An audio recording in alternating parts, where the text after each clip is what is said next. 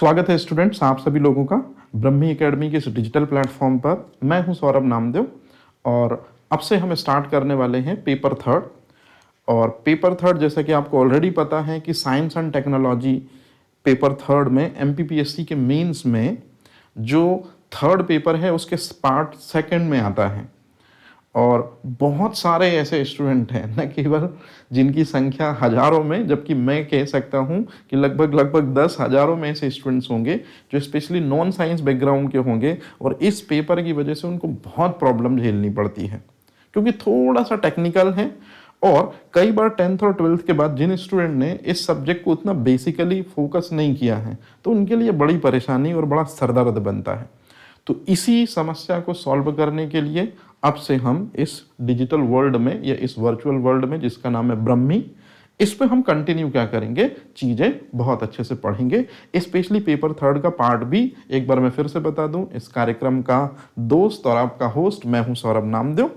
और आज जिस एकदम सिंपल टॉपिक से मैं आपको रूबरू कराऊंगा, क्योंकि each and every year MPPSC means का एक क्वेश्चन इस पर्टिकुलर चैप्टर से जरूर होता है और स्पेशली उनको विटामिन के इंपॉर्टेंस के साथ साथ में विटामिन की कमी से जो डिसीजेस हमारी बॉडी में देखने को मिलती हैं वो चाहिए हैं।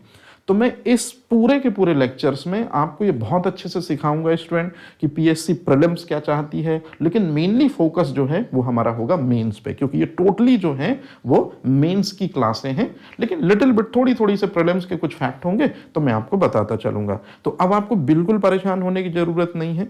जो चीज मैं समझा रहा हूं, जो चीज मैं सिखा रहा हूं, पहले आप बहुत अच्छे से उसको देख लो, उसका इंपॉर्टेंस समझ लो, वो मीन्स में क्यों दिया गया है ये चीज आप समझ लीजिए तो आपका काम बहुत आसान हो जाएगा। अब आप में से कुछ सीनियर होंगे वो कहेंगे कि सर नया सिलेबस चेंज हुआ है जिसके अनुसार 2 मार्कर, 7 मार्कर और 11 मार्कर की गाइडलाइन दी है पीएससी ने, क्या आप उस तरह से चीजें कराओगे? 101%। इसी समस्या के सॉल्व के लिए या इसी समस्या को डाइल्यूट करने के लिए तो दरअसल में मुझे लाया गया है। तो उम्मीद मैं बिल्कुल पूरी करूंगा और 100% जस्टिस होगी आपके साथ कि कोई सेगमेंट ना छूटे और हर चीज की रियल वैल्यू आपको जो है वो पता चले। तो चलिए, बहुत हुआ भाषण, बहुत हुआ ज्ञान, शुरू करते हैं आज का टॉपिक, विटामिन एंड हीनताजन्य रोग। सबसे पहले जब हम विटामिन के बारे में पढ़ते हैं स्टूडेंट तो इसका एक उपनाम भी हम जरूर पढ़ लेते हैं कि विटामिन को किस नाम से जाना जाता है। तो जितने भी विटामिन हैं उन सभी को उपापचयी क्रियाओं का नियंत्रक या कंट्रोलर ऑफ मेटाबॉलिक एक्टिविटीज कहा जाता है। अब ये उपापचयी क्रियाएं क्या होती हैं, ध्यान से सुनिए स्टूडेंट। आपने ये चीज तो सुनी होगी कि कार्बोहाइड्रेट और फैट ये दो चीजें हैं जो आपकी बॉडी को एनर्जी देती हैं। सही है कि नहीं है? अब इसको थोड़ा सा आप समझ लीजिए क्योंकि जो पोर्शन मैं समझाऊंगा ये आपके लिए बहुत इंपॉर्टेंट होगा। तो इसलिए जो चीज मैं आपको बोल रहा हूं आप इसको ध्यान से समझिएगा। जैसे एक सारथी जो होता है, ये सारथी वही एक रथ होता है, तो रथ में जो कंट्रोलर होता है वो सारथी कहलाता है। तो सारथी जो होता है वो रथ में जो घोड़े होते हैं, जो हॉर्स होते हैं, इन्हीं के पास एनर्जी होती है। तो घोड़ों के पास जो एनर्जी होती है रथ में, उसे कंट्रोल कौन करता है, उसे नियंत्रित कौन करता है? तो उसे कंट्रोल करता है जिस तरह से सारथी, बिल्कुल ठीक उसी प्रकार हमारे ये चीज होती है स्टूडेंट, विटामिन्स। और विटामिन्स हमारे शरीर में किसको कंट्रोल करते हैं? उपापचयी क्रियाओं को। अब उपापचयी क्रियाओं का मतलब क्या है पहले आप अच्छे से समझ लीजिए। जैसे कार्बोहाइड्रेट का काम है बॉडी को एनर्जी देना, ये सी फॉर कार्बोहाइड्रेट लिखा है स्टूडेंट। फैट का काम है बॉडी को एनर्जी देना। तो कार्बोहाइड्रेट के बाद बॉडी को एनर्जी कौन देता है? फैट देता है, ये ई फॉर एनर्जी लिखा हुआ है। तो कार्बोहाइड्रेट और फैट बॉडी को एनर्जी देते हैं और इन दोनों को जो चीज कंट्रोल करती है स्टूडेंट वही कहलाता है विटामिन। तो शायद अब आपको समझ में आ गया होगा कि जो भी आप खाना खाते हैं उसमें यदि कार्बोहाइड्रेट है, उसमें यदि फैट है, तो इनके जरिए आपको एनर्जी मिलेगी। लेकिन साथ ही साथ में आपको उसी खाने के दौरान विटामिन जरूर लेने होंगे, क्योंकि जब आप विटामिन लेंगे तभी ये विटामिन कार्बोहाइड्रेट और फैट को बोलेंगे कि एनर्जी प्रोड्यूस करो बॉडी के लिए। इसलिए कहते हैं controller of metabolic activity. Student, आपने देखा होगा जो लोग खाना खाते हैं, रईस घरों में आपने देखा होगा, तो वो लोग सैलड वगैरह बहुत ज़्यादा यूज़ करते हैं, वो लोग जूस वगैरह खाने के दौरान यूज़ करते हैं। तो मैं एक बार पहले ही आपको क्लियर कर दूं कि जो फ्रेश फ्रूट एंड वेजिटेबल हैं, ताजे फल और जो सब्जियां हैं, अब यहाँ ताजे इसलिए यूज़ किया क्योंकि उनमें ज़्यादा मात्रा में होंगे, तो स्पेशली फ्रेश फ्रूट एंड जो वेजिटेबल्स हैं, ताजे फल और जो सब्जियां हैं, इनमें विटामिन्स भर भर कर होते हैं। और जब भी रिच पर्सन है ना, स्पेशली रिचेस्ट जो पर्सन होते हैं, जब भी वो भोजन करने बैठते हैं तो सैलड मतलब सलाद होती है, सलाद इन्हीं से मिलकर बनती है, जूस इन्हीं से मिलकर बनता है। तो शायद अब आपको समझ में आया होगा कि सलाद और जूस मतलब विटामिन, और जब वो खाना खा रहे हैं तो अंदर क्या जा रहा है, कार्बोहाइड्रेट और फैट, और वो एनर्जी देगा। तो कार्बोहाइड्रेट और फैट एनर्जी देते हैं, लेकिन किसकी प्रेजेंस यदि होगी तो ये काम कार्बोहाइड्रेट के लिए और फैट के लिए और आसान हो जाता है। आंसर है विटामिन्स। इसलिए विटामिन्स को कहते हैं कंट्रोलर ऑफ मेटाबॉलिक एक्टिविटी। तो अभी तो चूंकि चैप्टर शुरू कर रहा हूं, आप बेसिक दिमाग में रखते चलिएगा जो चीज सिखा रहा हूं। जैसे आपसे लाइफ में कभी भी आप कोई पूछे स्टूडेंट कि विटामिन्स क्या है, तो सबसे पहले आपको यही वर्ड बोलना। एकदम क्लियर हो गया? कौन सा वर्ड बोलेंगे आप? उपापचयी क्रियाओं का नियंत्रक। ठीक है, चलिए अब इसके बाद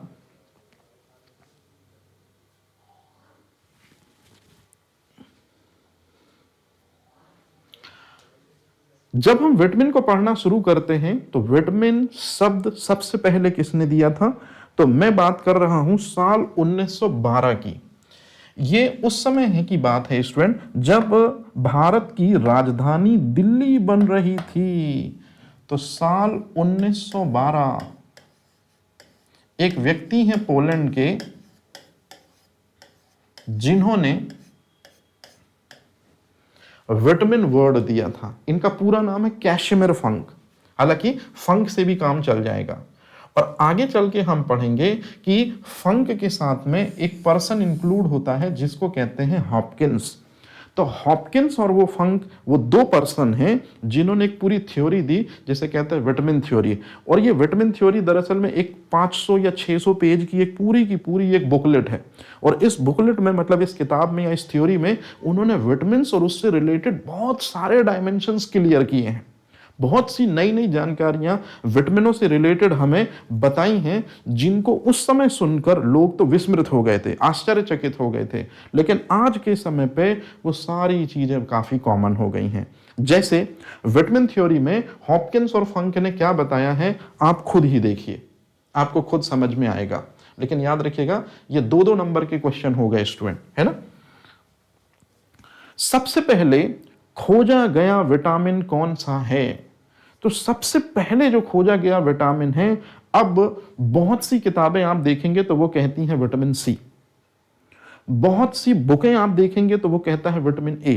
तो अब कभी आपसे अगर लाइफ में पूछा जाए कि सबसे पहले खोजा गया विटामिन कौन सा है, तो याद रखिएगा स्टूडेंट, सबसे पहले खोजा गया विटामिन जो है वो है विटामिन ए।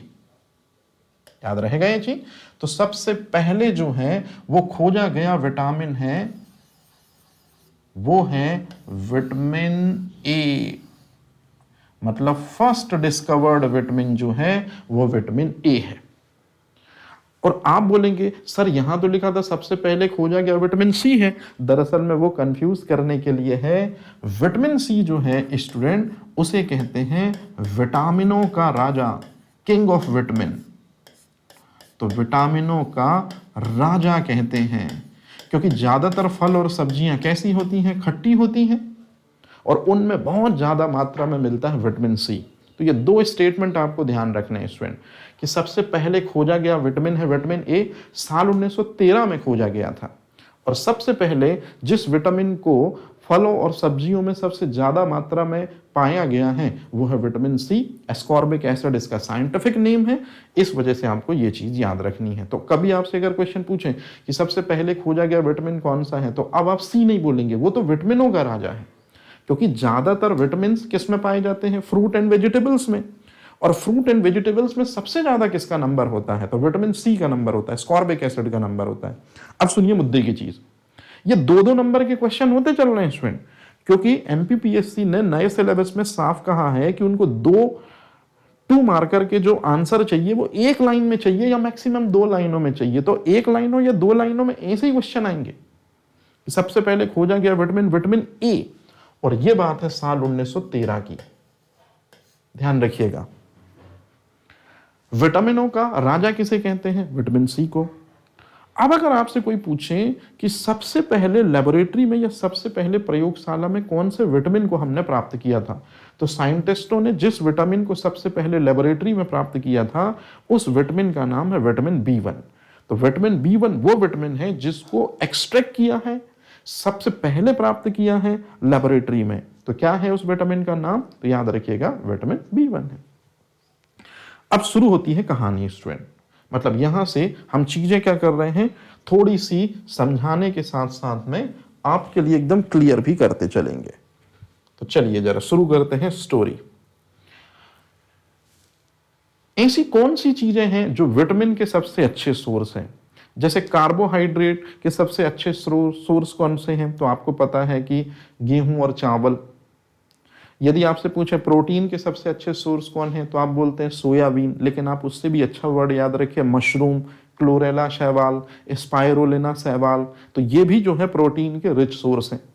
इसी तरह से विटामिन के सबसे बेस्ट सोर्स कौन से हैं? तो हमेशा याद रखिएगा ये बात, विटामिन थ्योरी में हॉपकिंस एंड फंक्स ने 1912 में ही डिक्लेयर कर दी थी कि the richest source of vitamin fresh fruit and vegetables, ताजे फल और सब्जियां जो हैं वो विटामिन के सबसे अच्छे सोर्स हैं। और अब जो चीज मेरे को आपको बतानी है, ये लाइन आप देखिए। ज्यादातर लोग जब फास्ट रहते हैं, जब उपवास रहते हैं, तो वो लोग क्या करते हैं, सिर्फ फ्रूट के जरिए ही अपना फास्ट जो है वो ब्रेक करते हैं, फ्रूट के जरिए ही वो अपने उपवास को तोड़ते हैं। और फ्रूट में मैंने अभी आपको समझाया क्या होते हैं स्टूडेंट, विटामिन होते हैं। तो एक बात आप याद रखिएगा कि विटामिन्स आपकी बॉडी को कोई एनर्जी नहीं देते हैं, या विटामिन से रिलेटेड चीजें यदि आप खाते हैं तो आपको वो बिल्कुल भी एनर्जी नहीं देते हैं। तो आपके भोजन में कौन सी चीज है जो आपको एनर्जी देती है? तो मैं एक चार्ट बना रहा हूं, इस चार्ट को यदि आपने कवर कर लिया तो समझिए आपका 90% चीजें क्लियर हो जाएंगी। है क्या? ध्यान से समझिए। सबसे पहले आप लोग स्टूडेंट भोजन जरूर करते होंगे, और जो भोजन है उसी को आप लोग कहते हैं आहार। कुछ लोग इसको भोजन को आहार भी बोल देते हैं, मतलब डाइट। तो जब आप भोजन करने बैठते हैं तो आपके भोजन में ये चीज तो होंगे ही होंगे, न्यूट्रिएंट्स, पोषक तत्व। अब मेरी बात ध्यान से सुनिएगा, जब आप भोजन करने बैठते हैं तो जो पोषक तत्व आपको ज्यादा मात्रा में चाहिए होते हैं उनको कहते हैं मैक्रोन्यूट्रिएंट्स, उनको कहते हैं दीर्घ पोषक तत्व। मतलब पोषक तत्व जो हैं, न्यूट्रिएंट्स जो हैं, वो 2 कैटेगरीज में डिवाइड कर दिए जाते हैं। तो पहला क्या हो जाएगा स्टूडेंट, दीर्घ पोषक तत्व। अच्छे से समझिएगा, बहुत काम की चीज है स्टूडेंट आपके लिए, पोषक तत्व। अच्छा, कई बार पोषक तत्वों को एक और नाम से संबोधित किया जाता है, आहार कारक, डाइटरी फैक्टर बोलते हैं इसको। और दीर्घ के लिए वर्ड यूज किया जाता है वृहद, इंग्लिश में मैक्रोन्यूट्रिएंट्स वर्ड चलता है। इसका जस्ट अपोजिट हो जाएगा लघु पोषक तत्व। ये लघु पोषक तत्व वे होते हैं जिनकी सूक्ष्म मात्रा, जिनकी थोड़ी मात्रा यदि हमको मिल जाए तो हमारा काम चल जाएगा। तो लघु को सूक्ष्म बोलते हैं और पोषक तत्वों को क्या बोलेंगे, आहार कारक। इस तरह से तो आप खुद देखिए, जो भोजन आप करते हैं उस भोजन से हमारे शरीर को प्राप्त होते हैं पोषक तत्व। पोषक तत्व को 2 कैटेगरीज में डिवाइड किया है। अब यहीं से कहानी शुरू होती है स्टूडेंट, अच्छे से समझिएगा, स्पेशली जो नए स्टूडेंट है वो। दीर्घ पोषक तत्वों में ही आते हैं कार्बोहाइड्रेट, दीर्घ पोषक तत्वों में ही आती है प्रोटीन, और दीर्घ पोषक तत्वों में ही आती है वसा। तो मैं इसको थोड़ा स्टैंडर्ड बना रहा हूं स्टूडेंट। कैसे स्टैंडर्ड बना रहा हूं?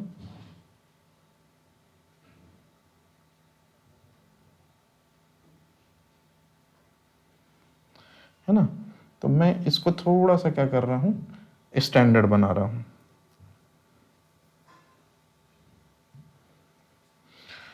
तो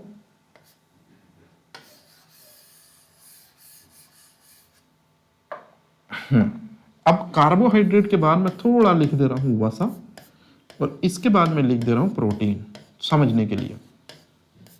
अब एक बात आप याद रखिएगा, आपने बचपन में पढ़ा है 1 ग्राम यदि हम कार्बोहाइड्रेट लेते हैं तो वो 4.1 किलो कैलोरी एनर्जी मतलब ऊर्जा देता है। जब भी मैं ई को ऐसा बनाऊं तो आप समझ जाइएगा एनर्जी मतलब ऊर्जा। 1 ग्राम जब हम फैट को ऑक्सीडाइज कराते हैं माइटोकॉन्ड्रिया में तो 9.3 किलो कैलोरी एनर्जी देता है, और जब हम 1 ग्राम प्रोटीन को माइटोकॉन्ड्रिया में बर्न कराते हैं, इग्नाइट कराते हैं, जलाते हैं, तो वो 5.2 किलो कैलोरी एनर्जी देता है। अब आप मुझे बताइए स्टूडेंट, कार्बोहाइड्रेट, प्रोटीन और वसा ये हमको क्या देते हैं? ये हमारे शरीर को क्या देते हैं? ऊर्जा प्रदान करते हैं। इसी वजह से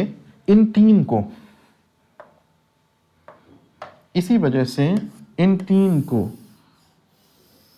कार्बोहाइड्रेट, वसा और प्रोटीन को कहा जाता है स्टूडेंट बायोमोलिक्यूल्स, मतलब जैव अणु। तो जैव अणु का सीधा सीधा मतलब है कि जैव अणु उन्हें कहते हैं जो कि एनर्जी प्रोवाइड करते हैं। और अब आती है बारी इस साइड की। यहां से प्रीलिम्स में तो क्वेश्चन बनते ही बनते हैं, मेंस तक में क्वेश्चन बनते हैं, और इनकी गूंज जो है कोष्ठी सर के पैनल तक है, शर्मा सर के पैनल तक है। तो क्या है गूंज, ध्यान से समझिए। जैसे दीर्घ पोषक तत्वों में ये 3 आते हैं, उसी तरह से स्टूडेंट याद रखिएगा सूक्ष्म पोषक तत्वों में आता है विटामिन। सूक्ष्म पोषक तत्वों के अंतर्गत आता है खनिज, और सूक्ष्म पोषक तत्वों के अंतर्गत आता है जल। ये 3 चीजें हैं, और आपने कभी ना कभी इनके बारे में जरूर पढ़ा होगा स्टूडेंट कि विटामिन्स, मिनरल्स और वाटर ये तीनों के तीनों सूक्ष्म पोषक तत्व हैं। और हमेशा याद रखिएगा जो विटामिन्स होते हैं और जो खनिज होते हैं, तो ज़्यादातर विटामिन्स और ज़्यादातर मिनरल्स जो होते हैं वो किस में पाए जाते हैं? तो स्टूडेंट ये दोनों के दोनों पाए जाते हैं ताजे फल और सब्जियों में। तो मैं यहाँ पर फल लिख दे रहा हूँ, फल में और सब्जी में। और ये दोनों के दोनों मतलब कौन? विटामिन और खनिज, ये दोनों के दोनों किसी तरह की कोई एनर्जी नहीं देते हैं। मतलब यदि आप फल खाते हैं, यदि आप सब्जियां खाते हैं, तब भी आपको किसी तरह की कोई एनर्जी नहीं मिलती है। और जो ये लिखा हुआ है ये चीज तो आपको एनर्जी नहीं देता है। एक मेथड टूट रहा है आपका। और एनर्जी की यूनिट स्टूडेंट क्या होती है? कैलोरी। तो आपसे क्वेश्चन पूछा जाता है कि इनमें से कौन कैलोरी फ्री है? तो मैं यहीं पर साइड में लिख रहा हूं स्टूडेंट, कलर चेंज कर दे रहा हूं क्योंकि इंपॉर्टेंट चीज है ये। अगर आपसे कभी भी क्वेश्चन पूछा जाए कि बताइए इनमें से कौन कैलोरी फ्री है, तो वाटर जो है, यदि आप 1 गिलास पानी पीते हैं स्टूडेंट, तो आपको किसी तरह की कोई एनर्जी नहीं मिलती है वाटर के इनटेक से। क्यों? क्योंकि पानी जो है वो 0 किलो कैलोरी एनर्जी देता है, और 0 किलो कैलोरी एनर्जी को ही कहते हैं कैलोरी फ्री। यहाँ कैलोरी एनर्जी की यूनिट है स्टूडेंट। तो आपसे क्वेश्चन पूछा जाता है कि इनमें से कौन कैलोरी फ्री है, और कैलोरी का मतलब क्या होता है स्टूडेंट? कैलोरी का मतलब होता है ऊर्जा। तो इनमें से कौन ऊर्जा प्रदान नहीं करता है? फ्री का मतलब होता है 0। तो याद रखिएगा पानी जो है वो एनर्जी नहीं देता है, इसलिए 0 कैलोरी एनर्जी देता है पानी, है ना। या 0 कैलोरी एनर्जी देता है, इसी को कहेंगे हम कैलोरी फ्री है पानी। और कैलोरी फ्री है पानी मतलब 1 गिलास पानी पीने से आपको किसी तरह की कोई ऊर्जा नहीं मिलती है। मतलब विटामिनों के सेवन से भी कोई एनर्जी नहीं मिलती बॉडी को, खनिज के सेवन से भी कोई एनर्जी नहीं मिलती बॉडी को, और एक गिलास पानी पीने से भी कोई एनर्जी नहीं मिलती है। इसलिए इनके सेवन से हमारे बॉडी को कोई एनर्जी नहीं मिलती, इसलिए ये तीनों बायोमॉलिक्यूल्स नहीं हैं, क्योंकि ये तीनों के तीनों जो हैं किसी प्रकार की कोई एनर्जी नहीं देते हैं। तो चूंकि अब हमको विटामिन्स पढ़ना है, तो विटामिन्स में ये लाइन जो लिखी है, अब भी आपने देखा क्या लाइन लिखी है, आप खुद ही देख लीजिए स्टूडेंट, ये विटामिनों से शरीर को कोई ऊर्जा प्राप्त नहीं होती। ये बंदा है, ये फ्रेश फ्रूट एंड वेजिटेबल खा रहा है और सोच रहा है इसको एनर्जी मिल जाए, तो बिल्कुल नहीं।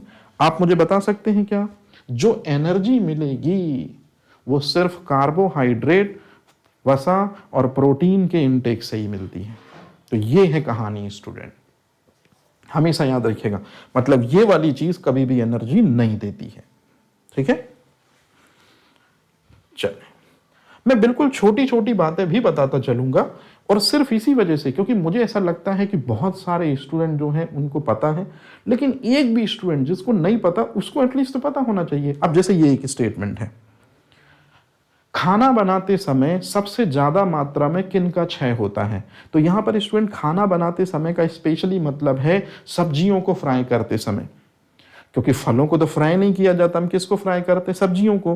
तो एक बात याद रखिएगा, ये चीज आपने अभी सीख ली है कि जो सब्जियां होती हैं, जो वेजिटेबल्स होती हैं, इन्हीं में भर भर कर क्या पाए जाते हैं, इन्हीं में भर भर कर पाए जाते हैं विटामिन्स,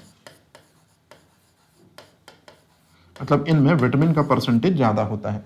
तो जो सब्जियां होती हैं उनमें विटामिन ज्यादा होते हैं, और जब सब्जियों को पकाया जाता है, अब पकाने का मतलब आप समझ लीजिए, पकाने का मतलब होता है फ्राई करना। फ्राई करने का मतलब क्या होता है, फ्राई करने का मतलब है कि हम तेल लेते हैं, घी लेते हैं, है ना, और ज्यादा देर तक, यहां ज्यादा देर तक का मतलब है कि ज्यादा आंच, ज्यादा हीट, तो ज्यादा हीट देते हैं किसको, सब्जियों को। तो अब आप एक चीज ध्यान रखेंगे, इसको मैं अंडरलाइन कर दे रहा अलग से, जब आप ज्यादा हीट देते हैं, किसको ज्यादा हीट देते हैं, सब्जियों को, तो जो सब्जियों में चीज होती है वही सबसे पहले नष्ट होना शुरू होते हैं। तो सब्जियों को जब आप फ्राई करते हैं तेल या घी में, और तेल या घी में आप ज्यादा देर तक फ्राई करते हैं, तो जो नीचे से हीट है, नीचे से जो ऊष्मा है जो सब्जियां ले रही हैं, तो सब्जियां हीट लेने पर सबसे पहले अपने अंदर से जिस चीज को टाटा बाय बाय करती हैं कि आप जाओ, वो है विटामिन। तो याद रखेंगे कि खाना बनाते समय विटामिनों का सबसे ज्यादा क्षय होता है। कैसे होता है, ये है वो रीजन। अच्छा, एक और चीज आपको याद रखना, ब्लेंचिंग, ये वर्ड अलग से लिख रहा हूं, ये इंपॉर्टेंट क्वेश्चन है। ब्लेंचिंग का मतलब होता है, ब्लीचिंग नहीं बोल रहा हूं स्टूडेंट, ब्लेंचिंग। ब्लेंचिंग का मतलब होता है कि जो हमारी सब्जी होती है उसको पानी के संपर्क में लाना, और पानी के संपर्क में लाकर ज्यादा देर तक खौलाना। अब आप मुझे बताइए, ज्यादा देर तक खौलाना, इसका मतलब क्या हुआ, तो ज्यादा देर तक खौलाने का जहां तक मतलब मेरे को समझ में आ रहा है वो यही समझ में आ रहा है कि ज्यादा देर तक खौलाना मतलब ज्यादा, टी का मतलब तापमान के संपर्क में रखना। और आप देखिए, ज्यादा देर टेम्परेचर या ज्यादा देर हीट देने पर विटामिन नष्ट हो जाते हैं। तो जब सब्जियों को पानी के साथ ज्यादा देर तक खौलाते हैं, तो ऐसी कंडीशंस में भी जो है टेम्परेचर ज्यादा होने की वजह से सब्जियों के अंदर जो विटामिन होते हैं वो नष्ट हो जाते हैं। इसे कहते हैं ब्लेंचिंग। इंपॉर्टेंट क्वेश्चन इंटरव्यू का, स्पेशली शर्मा सर के बोर्ड का, ध्यान रहेगा ये चीज कि ब्लेंचिंग किसे कहते हैं। तो अब कोई आपसे पूछे कि भाई विटामिनों के नष्ट होने के 2 कारण बताइए, तो आपको सबसे पहला है कहना है फ्राई करते समय, दूसरा कहना है ब्लेंचिंग। ब्लेंचिंग में सिर्फ आपको याद रखना है पानी के साथ सब्जी को जितनी ज्यादा देर आप खौलाओगे, जितना ज्यादा तापमान मिलेगा, उतना ज्यादा विटामिन नष्ट होते जाएंगे। इसलिए तो जब आप डॉक्टरों के पास जाते हैं तो डॉक्टर बोलता है आपको कि बेटा जी आप क्या करो, उबली हुई सब्जियां खाओ, है ना, डीप फ्राई की बजाय वो उबली सब्जियां, क्योंकि उबली हुई सब्जियों में विटामिन नष्ट होते हैं लेकिन सिर्फ 10 से 15%, बाकी सब्जियों में 85% 90% विटामिन का एडवांटेज आपको मिल जाता है। लेकिन यदि आपने फ्राई किया तो विटामिन स्वाहा। ठीक है, चलिए चलते हैं आगे।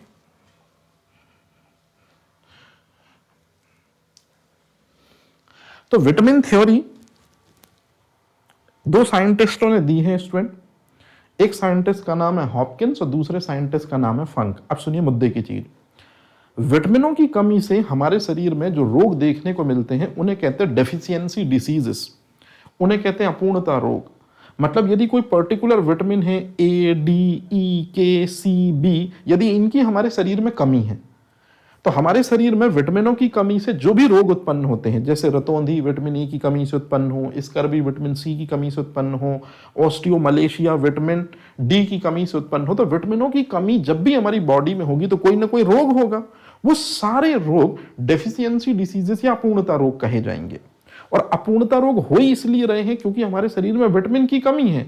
जैसे ही हमने वो फल, वो सब्जियां खानी शुरू की जिसमें वो पर्टिकुलर विटामिन था, तो धीरे धीरे धीरे धीरे उसकी लैक, उसकी कमी पूरी हो जाएगी और हम उस समस्या से निजात पा लेंगे। तो ऐसे कौन से रोग हैं जिन रोगों का निवारण फल और सब्जियों से होता है?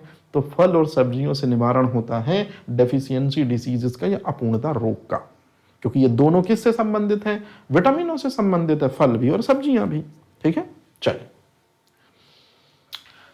अब जो विटामिन थ्योरी है हॉपकिंस और फंक ने दी थी, 400-500 पन्ने की एक किताब, उसमें विटामिन के बारे में बहुत सी इंफॉर्मेशन थी। जो सबसे यूनिक इंफॉर्मेशन है विटामिन थ्योरी में वो आपको ध्यान रखना है, प्रीलिम्स में भी क्वेश्चन बनाती है और मेंस में सीधे 2 नंबर का जो क्वेश्चन पूछा जाएगा वो ये लिख रखा है।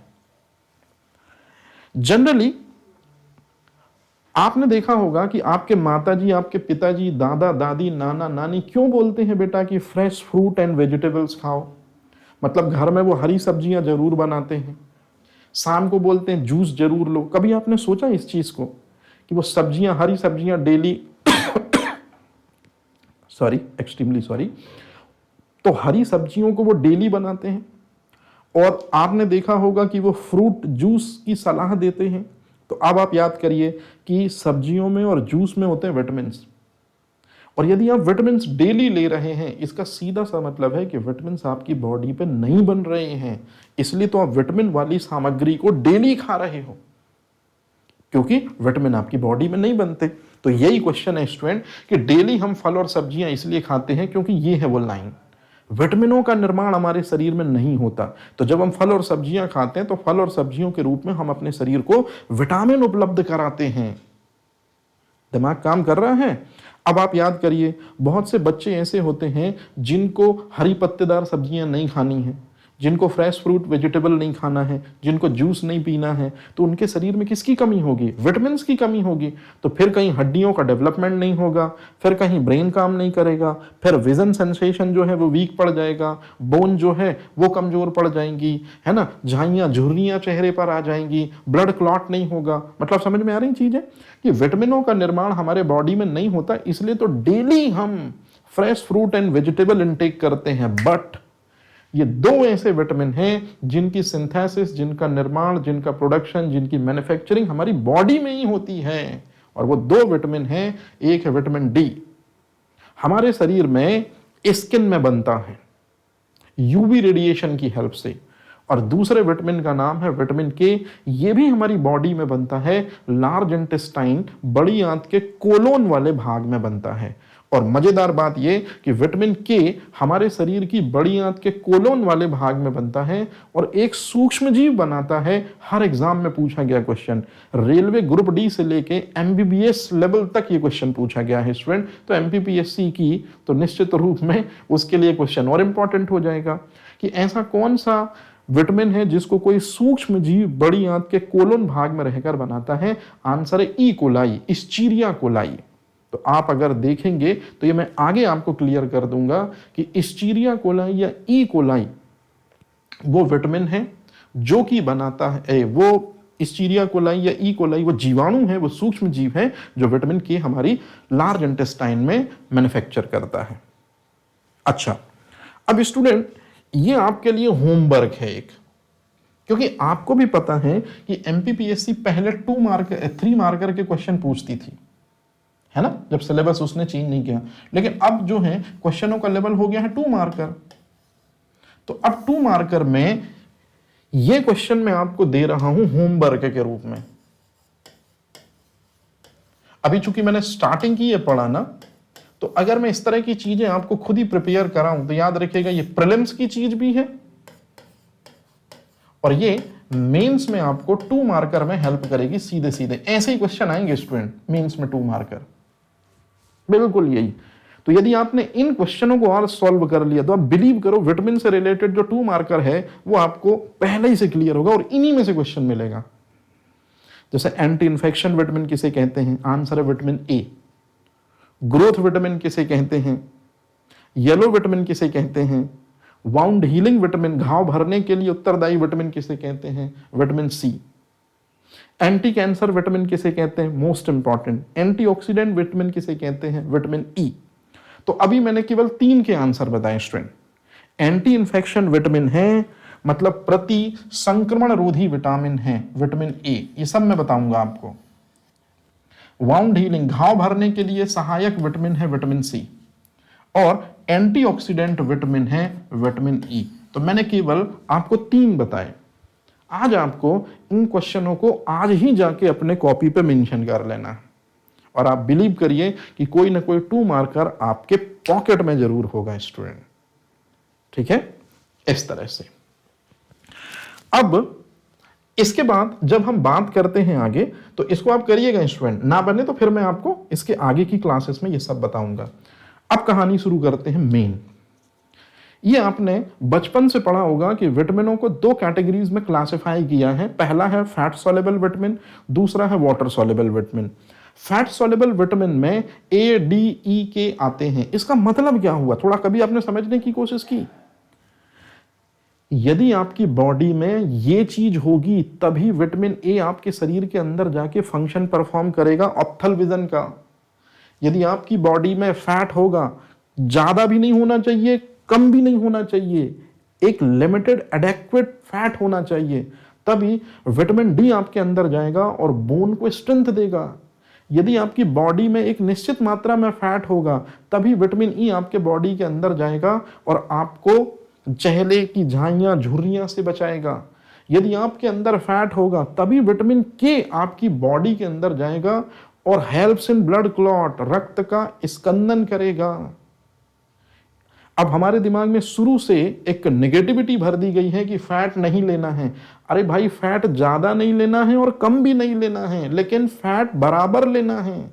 निश्चित मात्रा में फैट लेना ही लेना है, क्योंकि अगर फैट आप नहीं लोगे निश्चित मात्रा में, है ना, तो ए, डी, ई के ये विटामिन सॉल्युबल ही नहीं हो पाएंगे आपकी बॉडी के अंदर फैट में और अपना फंक्शन ही परफॉर्म नहीं कर पाएंगे। तो बहुत से बच्चों को जो विटामिन की डेफिशिएंसी हो रही है वो इसी वजह से, क्योंकि वो फैट से दूरी इतनी बना ली है उनने, फैट को खा ही नहीं रहे हैं, घी और तेल खा ही नहीं रहे हैं बच्चे। तो भले ही ताजे फल और सब्जियां अंदर जा रहे हैं, लेकिन ये विटामिन सॉल्युबलाइज ही नहीं हो पा रहे हैं अंदर जाके, तो वो अपना काम ही नहीं कर पा रहे हैं। तो आप एक चीज याद रखिएगा कि ये विटामिन जो है अडैक या न्यूमोनिक यूज करते हैं, सीबीएसई बोर्ड में ऐसे ही सिखाते हैं कि फैट सॉल्युबल विटामिन जो होते हैं ए, डी, ई के, इसको अडैक बोल देते हैं, उल्टा चले तो कीड़ा बोल देते हैं इसको, है ना। तो ये जो न्यूमोनिक है ये सिखाया जाता है। तो जो अडैक है या कीड़ा है, ये फैट सॉल्युबल विटामिन है, ये हमारे बॉडी में स्टोर्ड होते हैं, लेकिन हमारी बॉडी में स्टोर्ड तभी होंगे जब इनको फैट कंटेंट मिलेगा। तो हमारे शरीर में जहां जहां फैट है वहां वहां अडैक मिलेंगे या ये विटामिन मिलेंगे। अब कहानी यहां से आती है। दूसरे विटामिन की कैटेगरीज हैं जो वाटर सॉल्युबल विटामिन है। हमारे शरीर में आपको ही पता है 65 to 70% पानी है। तो जब भी हम विटामिन सी खाते हैं, कोरोना के टाइम पे आपने लिमसी बहुत खाई है, लिमसी में विटामिन सी था। प्रचार नहीं कर रहा हूं, सिर्फ इंफॉर्मेशन दे रहा हूं।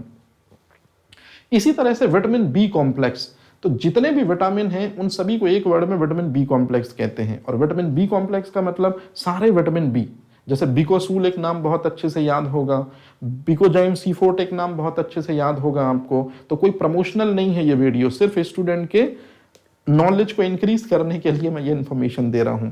तो जैसे विटामिन सी की लिमसी आपने बहुत खाई, बी कॉम्प्लेक्स का आपने बिकोसूल या बिकोजाइम C4 बहुत खाए, तो याद रखिएगा स्टूडेंट, ये दोनों के दोनों विटामिन, मतलब बी कॉम्प्लेक्स जिसमें समस्त विटामिन बी आ जाएंगे और विटामिन सी, ये दोनों के दोनों वाटर सॉल्युबल हैं। मतलब हमारे शरीर में पानी होना ही होना चाहिए, तभी ये दोनों विटामिन हमारे शरीर के अंदर जाएंगे और फंक्शन परफॉर्म करेंगे। अब आपसे मैं क्वेश्चन पूछता हूं, इंटरव्यू में पूछा जाता है कि विटामिनों का जो क्लासिफिकेशन हुआ है ये किस बेसिस पर हुआ है। आंसर है विलेयता, सॉल्युबिलिटी के बेसिस पर हुआ है। ये क्वेश्चन पूछा जाता है और 90% स्टूडेंट इस क्वेश्चन का आंसर नहीं कर पाते हैं। तो अब मुझे उम्मीद है कि अब आपसे कोई गलती नहीं होगी, अब आप बिल्कुल आंसर कर पाएंगे कि विटामिनों का जो वर्गीकरण हुआ है वो विलेयता मतलब सॉल्युबिलिटी कैरेक्टरिस्टिक फीचर के बेसिस पर हुआ है, विलेयता गुणधर्म के आधार पर हुआ है। यह चीज आपको याद रखनी है कि विलेयता के आधार पर on the basis of solubility the vitamin have been classified into two categories, the first one fat soluble and second one water soluble. कहानी क्लियर है। अब दो क्वेश्चन जो आपसे मेंस पूछेगी आप यही देख लो और बिल्कुल क्लियर कर लो स्टूडेंट, क्योंकि मैं नहीं चाहता कि आगे आपको किसी तरह की कोई जो है वो परेशानी देखने को मिले। कहानी इतनी सी है। सबसे पहले हम बात करते हैं वाटर सॉल्युबल विटामिन की, कि कौन से विटामिन पानी में घुलनशील हैं। तो याद रखिएगा विटामिन बी जितने भी हैं और विटामिन सी ये वाटर सॉल्युबल विटामिन है।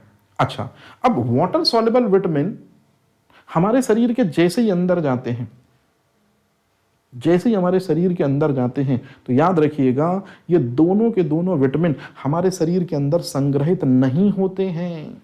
मोस्ट इंपॉर्टेंट क्वेश्चन है ये चीज, बहुत आराम से समझा रहा हूं, समझने की कोशिश कीजिएगा कि शरीर में संग्रहित नहीं होते हैं। तो कौन से विटामिन हमारे शरीर में संग्रहित नहीं होते हैं? तो हमारे शरीर में संग्रहित नहीं होते हैं विटामिन बी, सभी विटामिन, तो उनको कॉम्प्लेक्स कहते हैं, और विटामिन सी। ये दोनों विटामिन हमारे शरीर में संग्रहित नहीं होते, याद रहेगा ये चीज। और ये दोनों के दोनों विटामिन जो हमारे शरीर में संग्रहित नहीं होते हैं, तो ये दोनों के दोनों, मतलब ये बी कॉम्प्लेक्स है और ये विटामिन सी है, ये दोनों के दोनों हमारे शरीर में है मूत्र, और मूत्र में 95% पानी है। तो कहने का सीधा सा मतलब है कि यदि आपने बी कॉम्प्लेक्स खाया है,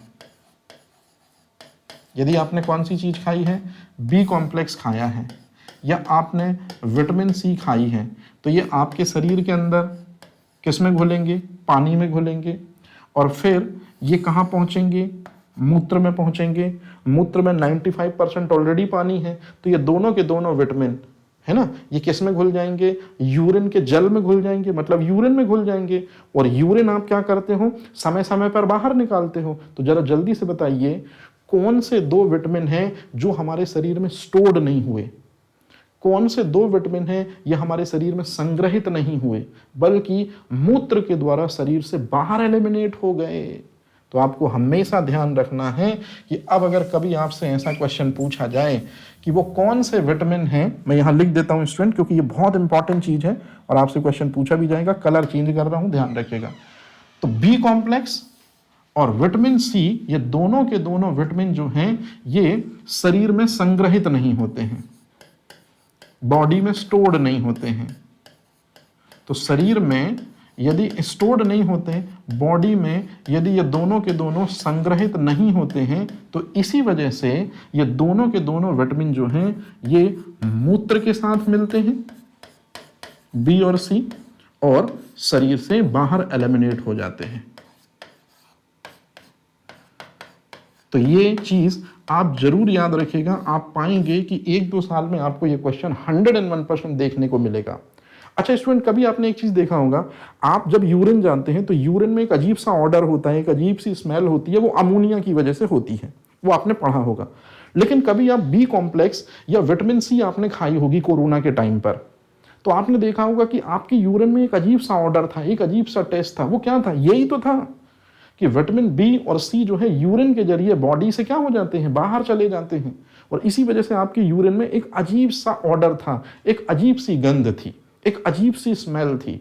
तो ये बात आप हमेशा याद रखेंगे कि दो विटामिन जो हमारे बॉडी में संग्रहित नहीं होते, यूरिन के जरिए बॉडी से एलिमिनेट हो जाते हैं, बी और सी कहलाते हैं। जबकि जितने भी फैट सॉल्युबल विटामिन हैं, जितने भी फैट सॉल्युबल विटामिन है का मतलब है फैट सॉल्युबल विटामिन जैसे ए, डी, ई, के, तो ये दोनों के मतलब ये चारों के चारों जो विटामिन है ये हमारे शरीर में संग्रहित होते हैं। बिल्कुल सही है।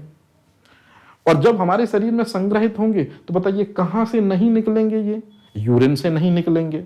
ये चारों के चारों विटामिन ये यूरिन से नहीं निकलते हैं। और यदि आप लगातार इन विटामिनों का सेवन करते जा रहे हैं, ये लगातार आपके शरीर में संग्रहित होते जाएंगे, लगातार सेवन, लगातार संग्रहित, लगातार सेवन, लगातार संग्रहित, तो ज्यादा मात्रा इनकी हमारे शरीर में आ जाएगी। और ज्यादा मात्रा में या अधिक सेवन से क्या हो सकती है स्टूडेंट, टॉक्सिसिटी हो सकती है। ये भी क्वेश्चन पूछा जाएगा और पूछा जाता ही है। शर्मा सर का बोर्ड प्रमोट करता है स्टूडेंट ये क्वेश्चन कि ऐसे कौन से विटामिन हैं जो हमारे शरीर में टॉक्सिसिटी उत्पन्न कर सकते हैं, विषैलापन उत्पन्न कर सकते हैं। तो आपको सीधे कहना है कि सर विटामिन की दो ही तो क्लासें हैं, और विटामिन की दो क्लासों में जो ये वाली क्लास है, ये जो क्लास है विटामिन की, ये हमारे शरीर में स्टोर्ड होती है, संग्रहित होती है। तो संग्रहित होती जाएगी, होती जाएगी, होती जाएगी, होती जाएगी, तो एक दिन इनके अधिक सेवन से हमारे शरीर में टॉक्सिसिटी हो सकती है, विषैलापन हो सकता है। अब आप बोलोगे सर इनकी ज्यादा मात्रा यदि हम खाएं तो इनकी कितनी भी मात्रा आप खा लो, ये शरीर में जल में घुलेंगे और जल यूरिन के रूप में शरीर से बाहर एलिमिनेट होगा। तो ये हर दिन जब भी आप यूरिन करने जाओगे तो तत्काल विटामिन सी और बी कॉम्प्लेक्स बॉडी से बाहर एलिमिनेट हो ही जाएंगे। याद रहेगा? तो इनको आपको ध्यान रखना है स्टूडेंट, ऐसे क्वेश्चन आपको आएंगे। अब इसके बाद की जो चीजें हैं कि क्लासिफिकेशन ऑफ विटामिन, जो आपने बचपन से पढ़ा होगा, इसी को मैं कल नए तरीके से आपको सिखाऊंगा स्टूडेंट। तब आपको पता चलेगा कि या खुदा, अभी तक विटामिन के बारे में जो हमने पढ़ा था वो 10th और 12th तक लेवल के लिए बेनिफिशियल था, सफिशिएंट था वो इन्फॉर्मेशन। लेकिन अब आपको क्या करना है कि एक सिंगल एग्जाम क्रैक करके अधिकारी बनना है।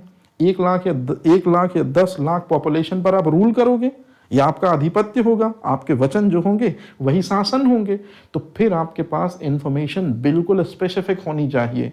तो कल इस राज से मैं पर्दा उठाऊंगा। जैसे मैंने आपको शुरू में बताया कि विटामिन हमको एनर्जी नहीं देते हैं, लेकिन आप जब विटामिन का क्लासिफिकेशन पढ़ते हैं तो उसमें एक क्लास है विटामिन बी कॉम्प्लेक्स में, जो आप अच्छे से देख लीजिए, जो आपके बॉडी को एनर्जी देती है।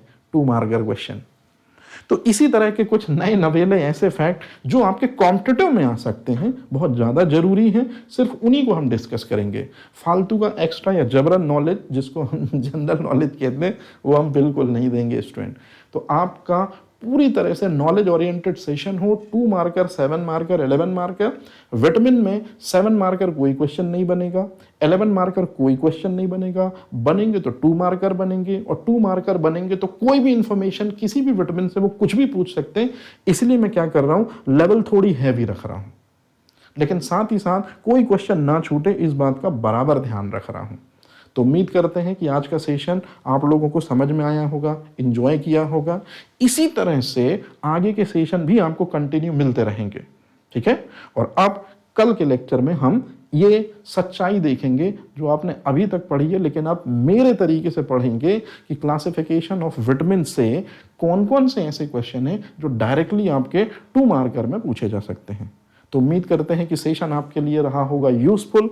अगर एक भी नई चीज आपने सीखी होगी इस सेशन से, तो इस लेक्चर का मीनिंग हो जाएगा सार्थक। Thank you very much.